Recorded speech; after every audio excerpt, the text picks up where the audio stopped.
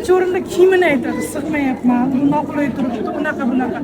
Ya'ni o'zida diskomfort his qiladi, komfort yo'q. Shuning uchun har bitta ayolga Alloh taoloning bergan go'zallik, ya'ni qadr qomat deydi-ku.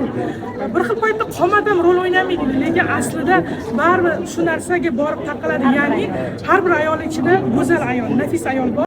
Film uchun 3 kilogrammdan voz kechdik. Albatta u oson bo'lmadi. Bizga hamnafas bo'lib yonimizda turib, bizga nazorat qilgan mana dietologimiz 70% ovqatdan odam semiradi, 30% sport yapadi. Ya'ni bu degani to'g'ri ovqatlanishni joyiga qo'ysa odam o'sishga boshlaydi.